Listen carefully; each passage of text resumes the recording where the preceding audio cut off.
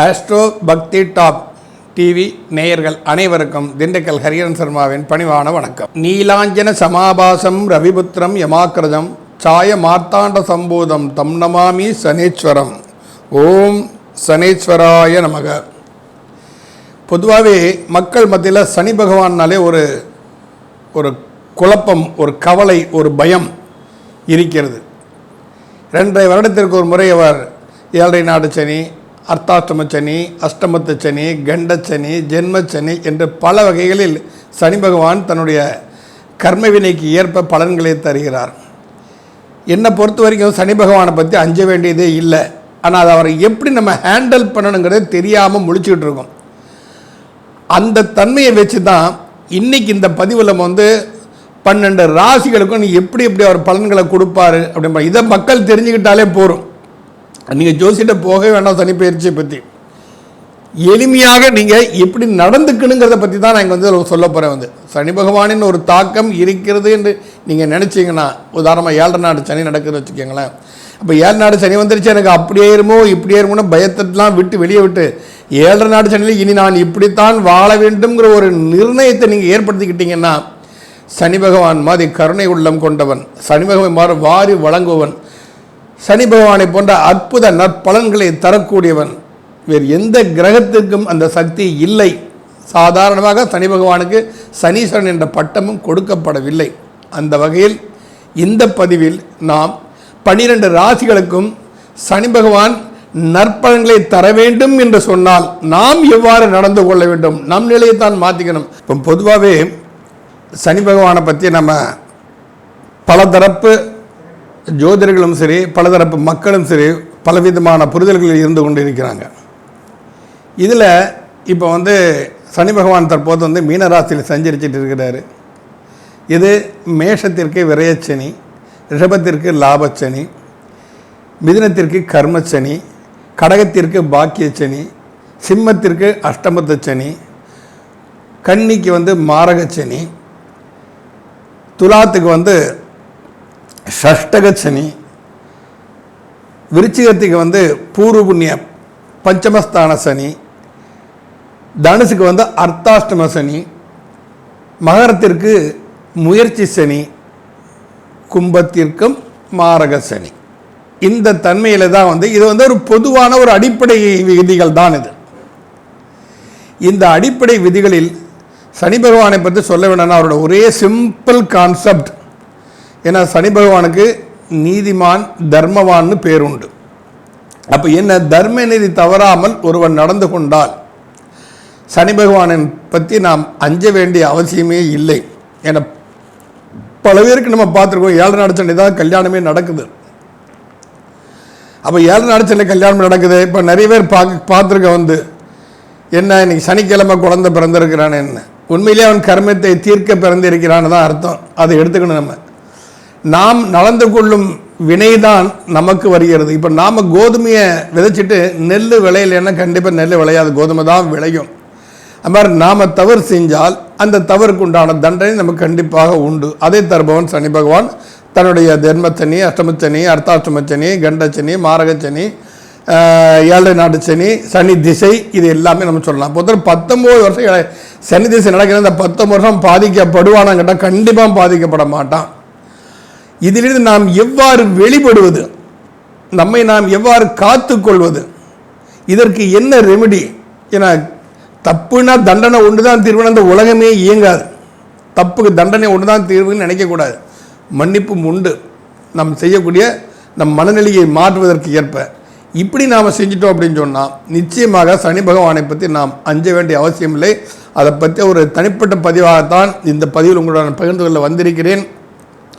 ஒவ்வொரு ராசி ரீதியாகவும் அந்த ராசிக்கு எந்த இடத்தை அவன் சனி பகவான் பார்க்கிறான், அப்போ அந்த இடத்தை சனி பகவான் பார்ப்பதால் ஏற்படக்கூடிய விளைவுகள் என்ன? ஏன்னா சனி பகவானுக்கு ஒரு லிமிட்டட் பீரியட் இருக்குது. ஏன்னா யாருக்கு திருஷ்டி படணும், அவன் திருதேவியும் விட்டு வச்சதில்லை, பிரம்மாவுக்கு சிவனையும் விட்டு வச்சதில்லை, லக்ஷ்மி பார்வதி சரஸ்வதியும் விட்டு வச்சதில்லை.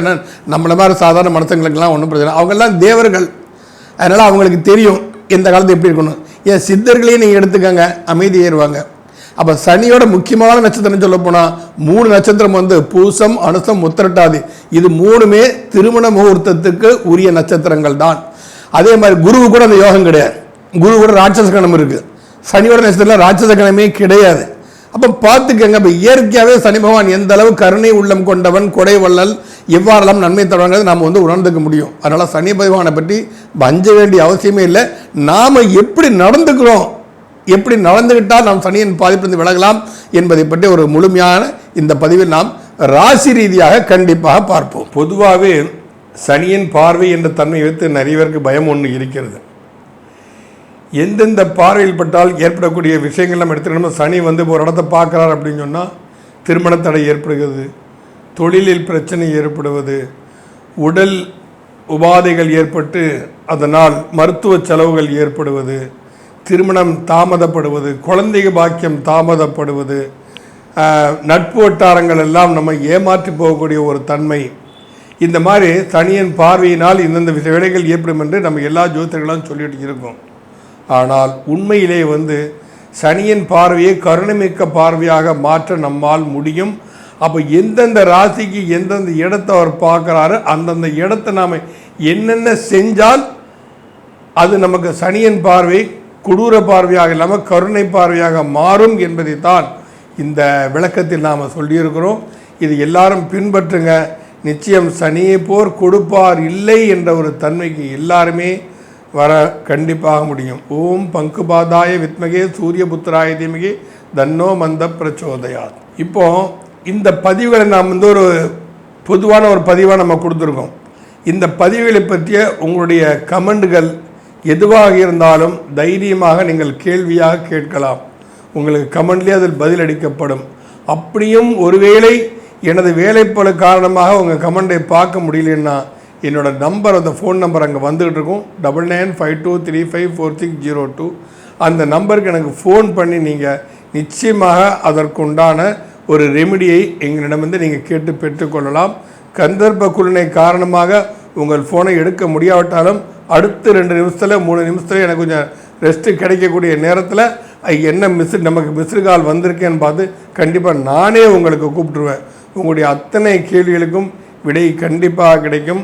சனி பார்வை கொடுக்கும் பார்வையை தானே தவிர கெடுக்கும் பார்வை அல்ல என்பதை உங்கள் அனைவருக்கும் தெளிவுபடுத்துவதற்காகத்தான் இந்த பதிவு. மேசராசி நேயர்களே, சனி பகவான் உங்களுக்கு லாபஸ்தானம் என்று சொல்லக்கூடிய பாதகஸ்தானத்தில் இருந்து சனி பகவான் வந்து இப்பொழுது வந்து விரயஸ்தானத்திற்கு வந்திருக்கிறார். சனி பகவான் விரயஸ்தானத்திற்கு வந்து விட்டாரே, நமக்கு கர்மஸ்தானாதிபதி தொழில் ஸ்தானாதிபதி ஆகிவிட்டது. இந்த தொழில் ஸ்தானாதிபதி விரயஸ்தானத்துக்கு வந்தனால் ஏதாவது தொழிலில் பிரச்சனை ஏற்படுமா, நம்ம செய்யக்கூடிய வேலைகளில் பிரச்சனை ஏற்படுமா, இதனால் நம்ம ஏதாவது பாதிப்புகளை சந்திப்போமா, இந்த மாதிரி பல குழப்ப பயங்கள் இருந்து கொண்டிருக்கின்றன. இந்த பெயர்ச்சியை பற்றி பலர் பலவிதமான பலன்களை சொல்லி கொண்டு தான் இருக்கிறார்கள். உண்மையில் என்னென்ன அப்படின்னா, நீங்கள் வந்து இந்த சனி பகவான் உங்கள் ராசிக்கு 2ஆம் இடத்தையும் பார்க்கிறார், 6ஆம் இடத்தையும் பார்க்கிறார், பாக்கியஸ்தானத்தையும் பார்க்கிறார். சனி பகவானின் பார்வைக்கு தான் நாம் பார்க்கணும். அப்போ அந்த பார்வைன்னு எடுத்துக்கிட்டேன்னா எல்லாரும் சனி இருக்க கொடுக்கும் பார்க்க கெடுக்கும் அப்படின்னு ஒரு தனியான ஒரு பழமொழி போயிட்டு இருக்குது ஜோதிடத்தில். வந்து பார்க்க கெடுக்குங்கிற விஷயத்தை நான் வந்து ஏற்றுக்க மாட்டேன். ஏன்னு கேட்டால் சனி பகவான் தன் பார்வையால் நான் உன்னுடைய ராசிக்கு இந்த ஸ்தானங்களை பார்க்கிறேன், அந்த ஸ்தானங்களில் நீ எவ்வாறு நடந்து கொள்ள வேண்டும் என்பதை உணர்த்துவது தான் சனி பகவானின் வேலை. அதுதான் சனி பகவான் செய்து கொண்டு இருக்கிறார். அப்போ நம்ம மாற்றிக்கணும். நான் அப்படியே மாற்றவே மாட்டேன் அப்படின்னு சொல்லி இருந்தால் அதனோட பாதிப்புகளை தான் எல்லாரும் சந்திக்க வேண்டி வரும். உண்மையிலேயே இப்போ மூங்கில்கள் 2 வகையான மூங்கில் உண்டு. ஒன்று வளைந்து கொடுக்கும் மூங்கில், இன்னொன்று வளையாத மூங்கில். அந்த வளையாத மூங்கில் பல்லக்குக்கு அடியில் தான் இருக்கும், எல்லாரும் தோலை தூக்கிட்டு போகிறது. வளைந்து கொள்ளும் மூங்கம் பல்லக்கில் ராஜாக்கு தலைக்கு மேலே வளைஞ்சி இருக்கும். அப்போ இடத்திற்கு ஏற்றாற்போல் காலத்திற்கு ஏற்றாற்போல் சற்று வளைந்து கொடுத்து பழகிக்கொண்டால் நாம் எதை பற்றியும் அஞ்ச வேண்டியது அவசியம் இல்லை. ஏன் ஜாதகத்தையே பார்க்க வேண்டாம் கூட நான் சொல்லுவேன். இப்போ மேசராசிக்கு குடும்பஸ்தானத்தை சனி பகவான் பார்க்கிறார். அப்போ குடும்பத்தை உடனே கலவரம் நடக்குமோ, குழப்பம் வந்துடுமோ, சண்டை சச்சரவுகள் வந்துடுமோ அப்படிங்கிற பயத்தில் தான் பொதுவாகவே எல்லாரும் இருப்பாங்க. அப்படி அல்ல.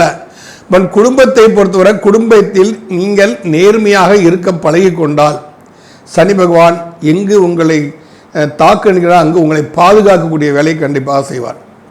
ஏன்னா சனி பகவானை பற்றி நிறைய கதைகள் பேசலாம்.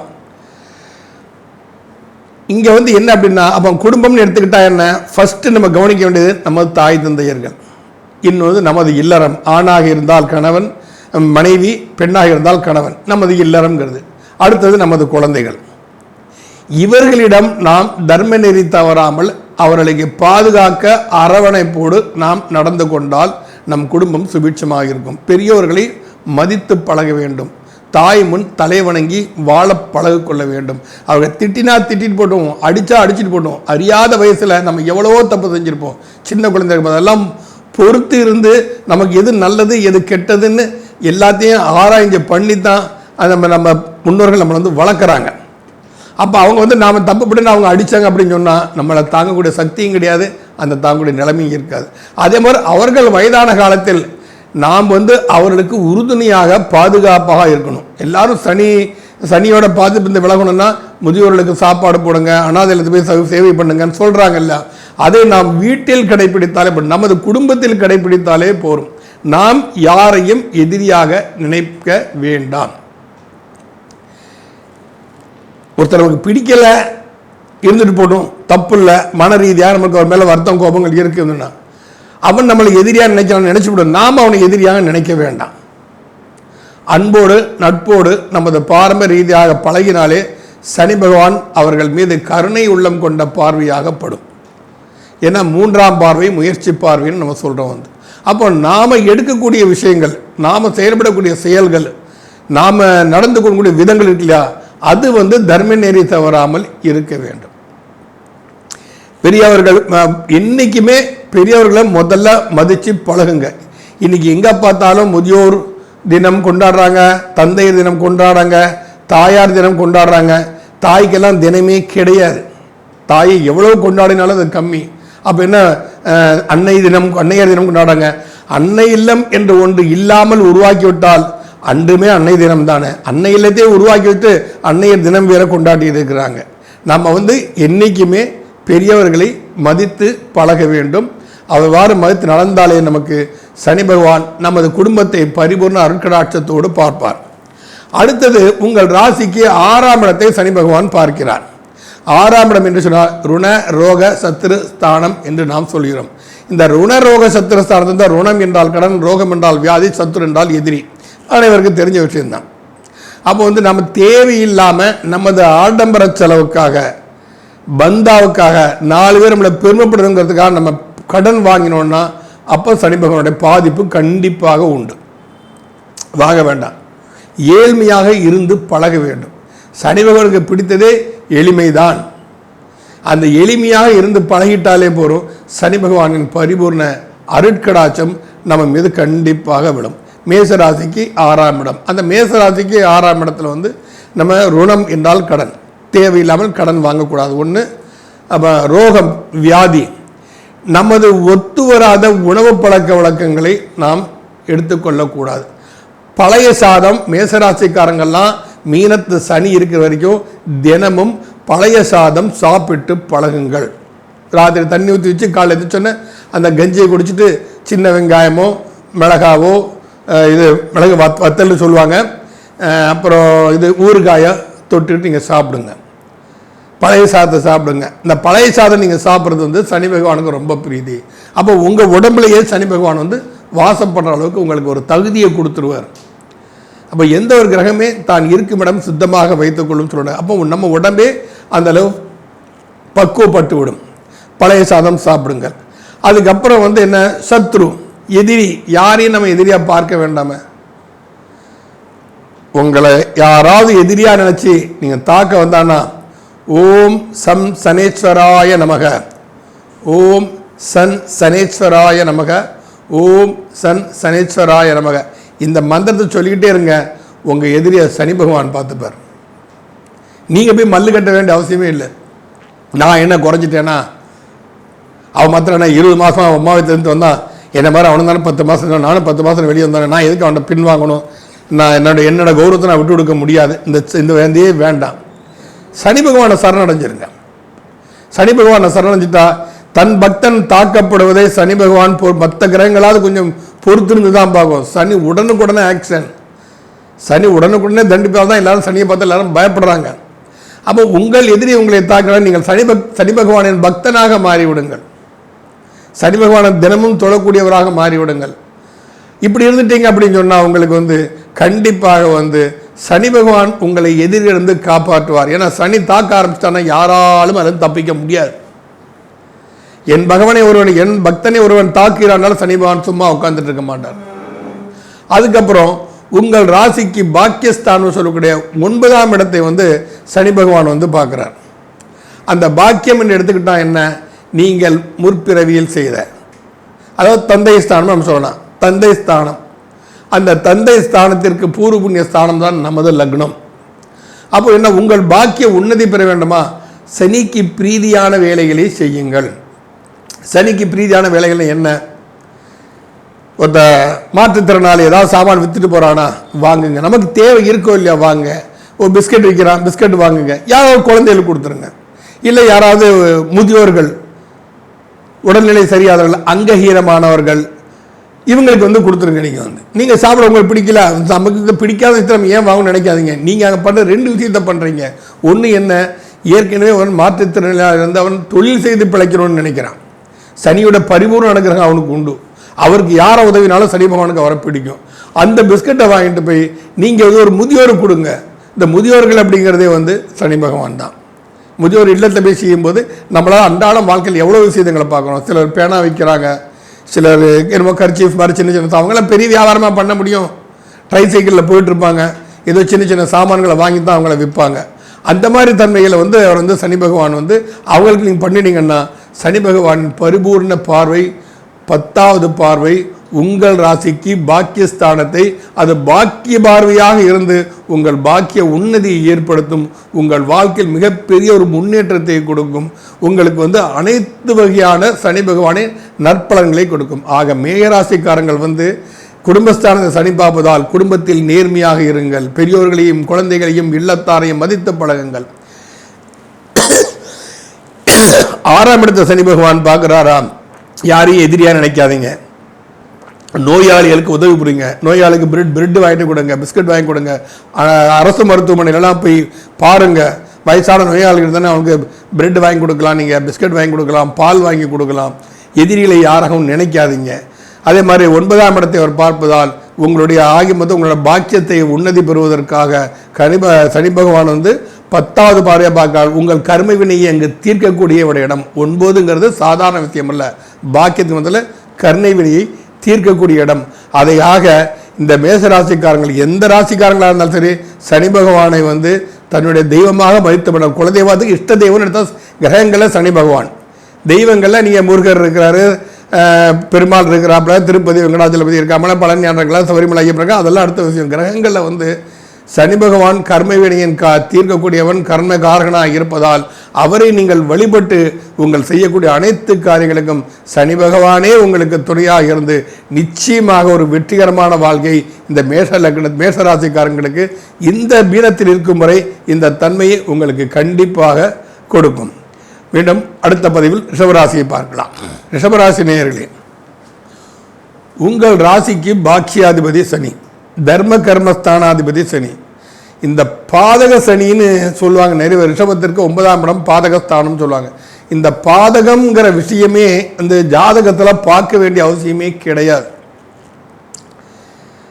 பிரசன்ன மார்க்கத்தை பார்க்கணும். பிரசன்னம் போடும்போது பாதகஸ்தானத்தை ஸ்திர ராசிக்கு பாதகஸ்தானத்தை இந்த கிரகம் உட்கார்ந்துருக்கு நம்ம சொல்லலாம். ஜனன ஜாதகம் அந்த மாதிரி கணக்கெல்லாம் வைக்க முடியாது. நம்ம 9, 10 கூடியவன் தர்ம கர்மாதிபதி யோகத்தை தரக்கூடியவன் சனி பகவான். அவன் லாபஸ்தானத்தில் உட்கார்ந்து கொண்டிருக்கிறான். அப்போ எல்லா ஜோசியத்தான சொல்றாங்க, தர்ம கர்மாதிபதி லாபஸ்தானத்தை வந்துட்டான், கோடி கோடியாக கூட்டி கொடுங்க, நான் கஷ்டப்படுகிறேன் என்று சொன்னால் நீங்கள் எவ்வாறு வாழ வேண்டுமோ அவ்வாறு வாழாமல் மாற்று திசையில் சென்று கொண்டிருக்கிறீர்கள். இப்போ ஒரு ஊர்லேருந்து வேற ஊருக்கு போகணும், 2 பாதை இருக்குன்னா நேர்வழி பாதை இருக்கும், சுற்று வட்டார பாதை ஒன்று இருக்கும். சுற்றி போனால் தாமதமாகத்தான் செய்யும், நேரடியாக போனால் நம்ம சீக்கிரம் போய் சேரலாம். எல்லா எளிமை இதே மாதிரி தான். இப்போ சனி பகவான் உங்கள் ராசியை பார்க்கிறார். அப்போ உங்கள் தர்ம கர்மாதிபதி லாபஸ்தானத்தில் உட்கார்ந்து உங்கள் ராசியை பார்க்கிறார் என்றால் நீங்கள் வாழ்க்கையில் எவ்வாறு நடந்து கொள்ள வேண்டும் என்பதை உங்களுக்கு நினைவூட்டக்கூடிய விஷயத்தை தான் அந்த சனி பகவான் அங்கு சொல்கிறார். அப்போ ரிஷபராசிக்கு ஏற்கனவே அதிபதியான சுக்கிரன் சனி பகவானுக்கு மிகவும் மிகவும் நெருங்கிய நண்பன். சனி சுக்கிரன் சேர்க்கைங்கிறது ஒரு அபரிவிதமான பலனை தரக்கூடியது ரிஷபராசிக்கும் துளாராசிக்கும். அப்போ உங்களுடைய நட்பு கிரகமான, உங்களுக்கு யோக கிரகமான அந்த சனி பகவான் லாபஸ்தானத்திலிருந்து உங்களுக்கு கொடுக்க தயாராக இருக்கிறாங்க. நாம் அதை எடுத்துக்கணும். எப்படி எடுத்துக்கிறது? இங்கே பிரச்சனையே அதுதான். நம்ம தான் மாற்றிக்கணும். சனி பகவான் பயிற்சி ஆகும்போதெல்லாம் ராசிக்காரர்கள் வந்து நம்ம அந்த நிலையில் மாற்றிக்கிட்டு போனாலே சனி பகவான் அருட்கடாட்ச பார்வை எல்லாத்துக்கும் கண்டிப்பாக கிடைக்கும். அப்போ உங்கள் ராசியை இப்போ சனி பகவான் பார்க்குறார். சனி பார்க்க கெடுப்பார், ஒன்றும் கெடுக்க மாட்டார். இதுக்கு பல இதிகாச புராண கதைகளை என்னால் உதாரணமாக சொல்ல முடியும். வேறொரு சந்தர்ப்பத்தை சொல்லுவோம், அது ஒரு பெரிய பதிவாக போயிடும். வந்து சனி பார்க்கும்போது நீ தவறு செய்து கொண்டிருந்தால் உன் கர்ம வினைக்கு ஏற்ப உனக்கு தண்டனை கிடைக்கும். நீ நல்லது செய்து கொண்டிருந்தால், ஆன்மீக ஞானத்தில் சென்று கொண்டிருந்தால் நிச்சயமாக சனி பகவான் அருட்கடாட்ச பார்வை தான் உங்கள் ராசி மீது விடும்.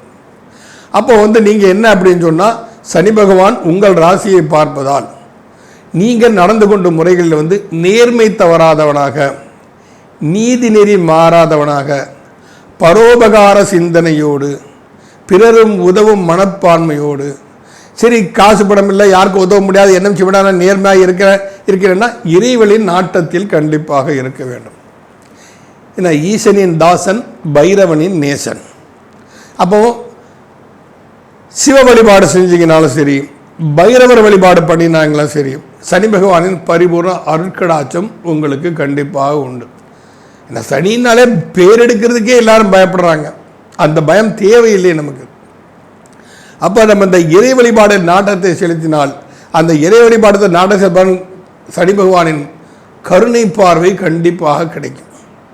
அந்த கருணை பார்வைன்னு கிடைச்சிருச்சுனாலே நீங்கள் வந்து வாழ்க்கையில் ஜெயிச்சாலும் உங்களை யாராலும் எதுவும் பண்ண முடியாது. கர்மவுடைய தாக்கம் ஆட்டோமேட்டிக்காக குறையும். ஏன்னா இந்த ஜென்ம கர்மகாரகனே சனி பகவான் தான். அப்போ நீங்கள் வந்து ஒழுக்க நெறி தவறாமல் வாழ வேண்டும். தேவையில்லாமல் இல்லை, பொய்யே பேசக்கூடாது. எப்பவுமே பொய் பேசக்கூடாது. உண்மையை உரைக்க வேண்டும். நேர்மையான விஷயங்களை போதிக்க வேண்டும். தைரியத்தோடு நீங்கள் அதை எதிர்கொள்ள வேண்டும். அப்படி நீங்கள் இருந்துட்டேன்னா சனி பகவான பரிபூர்ண சுப அனுகிரகம் கண்டிப்பாக ரிஷபராசிக்கு உண்டு. அதில் மாற்று கருத்தே இல்லை. ஏன்னா அவர் இருக்கக்கூடிய இடமும் எந்த ஸ்தானத்துக்கு அதிபதியோ அந்த ஸ்தானமும் உங்கள் ராசிக்கு மிக மிக மிக மிக யோகமான ஒரு அமைப்பு. தர்மகர்மாதி யோகம். இதுவரை நடந்த தவறுகளுக்கு எல்லாம் பிராயச்சித்தம் கிடைத்து அந்த தவறுகளிலிருந்து உங்களை மீட்டு உங்களை நல்வழிப்படுத்த சனி பகவானே உங்களுக்கு துணை புரிவார். நீ இந்த வழியில் செல், இதில் நீ வெற்றி காண்பாய் என்று உங்களுக்கே ஒரு அற்புதமான வழியை காட்டுவார். அப்போ நீங்கள் ரிஷபராசிக்காரங்க உங்கள் ராசியை சனி பகவான் பார்ப்பதால் நீதி நெறி தவறாமல் நீங்கள் வாழ பழகுங்கள். பொய்யே சொல்லாதீங்க. தலை போகிற விஷயத்தால் பொய் சொல்லாதீங்க. உங்கள் தலையை அவர் காப்பாற்றுவார். சனி பகவான் எதிர்த்தவெல்லாம் காணாமல் போயிடுவான். உங்கள் மேலே பொய் பித்தலாட்டம் பண்ணவங்களாம் காணாமல் போயிடுவான். உங்களுக்கு வந்து கெடுதல் பண்ணணும்னு நினைக்கிறவங்களாம் காணாமல் போயிடுவான். ஏன்னா சனி பகவான் சனி பகவானுடைய ஒரே விஷயம் எல்லா ராசிக்காரங்களுக்கும் சொல்கிறேன், சனி பகவானை யார் சரணடைந்தாரோ அவர் வாழ்க்கையில் என்றைக்குமே தோக்க மாட்டாங்க. நம்ம மைண்டில் வச்சுக்க வேண்டிய விஷயம்தான். அவன் அருட்கடாட்ச பார்வை உங்கள் ராசியில் விடுவதால் நீங்கள் நீதி நேரி தவறாமல் வாழுங்கள். சனி பகவானின் கருணை பார்வை உங்களுக்கு கிடைக்கும். அடுத்தது உங்கள் ராசிக்கு 5ஆம் இடம் சொன்ன பூர்வ புண்ணியஸ்தானத்தை சனி பகவான் பார்க்கிறார். அப்போ பூர்வீக வினைகளை தீர்ப்பதற்கு ஒரு அரிய சந்தர்ப்பம் இந்த ரிஷபராசிக்கு இந்த 2.5 வருஷம் இருக்கும்.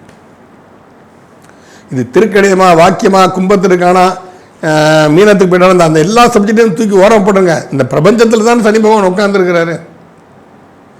அப்போ வந்து உங்கள் ராசிக்கு 5ஆம் இடத்தை அந்த சனி பகவானின் பார்வைப்படுகிறது. அப்போ பூர்வீகத்தில் நமது முன்னோர்களால் ஏற்பட்ட தவறுகள் இருக்கலாம், முன்னோர்கள் செய்ய தவறிய தர்ம காரியங்கள் இருக்கலாம், இப்படி பல விஷயங்கள் இருக்குது. அவர் ஏதோ தப்பு நடந்து போச்சு பண்ணிட்டாரு, அதை நினச்சி இன்னைக்கு வருத்தம் வைத்திருக்க முடியாது. அப்போ அதுலேருந்து வெளிவருவதற்குண்டான ரெமிடியை நீங்கள் வந்து தேடிக்கணும். என்ன பண்ணீங்க பூர்வீகத்தில், என்ன பண்ணீங்க? 5ஆம் பாவத்தை லக்னமாக வைத்து பார்த்தால் ஜோதிடர்களால் கண்டுபிடிக்க முடியும் பூர்வீகத்தில் நீங்கள் என்ன தப்பு பண்ணீங்க அப்படின்னு சொல்லிட்டு. அப்போ அது நடந்துச்சா நடக்கலையா நமக்கு தெரியாது. சரி, ஒருவேளை நடந்திருந்தாலும் நாம் என்ன செய்ய, அதுதான் நம்ம பார்க்கணும். அப்போ பூர்வ புண்ணிய ஸ்தானத்தை சனி பகவான் பார்ப்பதினால் என்ன அப்படின்னா, உங்கள் கர்ம வினையை தீர்ப்பதற்கு ஒரு சத் புத்திரனை கண்டிப்பாக சனி பகவான் கொடுப்பான். சனி 5ஆம் இடத்தை பார்க்குறாப்புல, குழந்தை பிறக்காது. ஜாதகத்தில் எப்பவுமே 5ஆம் இடத்தை பார்த்துக்கிட்டே இருக்கிறாரு. அதனால் இந்த பெண்ணுக்கு குழந்தைய பாக்கியம் இல்லை, இல்லை இந்த ஆணுக்கு குழந்தை பாக்கியம் இல்லை, இது போன்ற எண்ணங்களில் நீங்கள் விழ வேண்டாம். அவர் கொடுக்கணும், நமக்கு அவரை கொடுக்க வைக்கணும், சனி பகவானை கொடுக்க வைக்கணும். அதுதான் நம்முடைய வேலை. அவன் பூர்வ புண்ணிய ஸ்தானம் எப்படி இருந்தாலும் சரி, எந்த இடமா இருந்தாலும் சரி.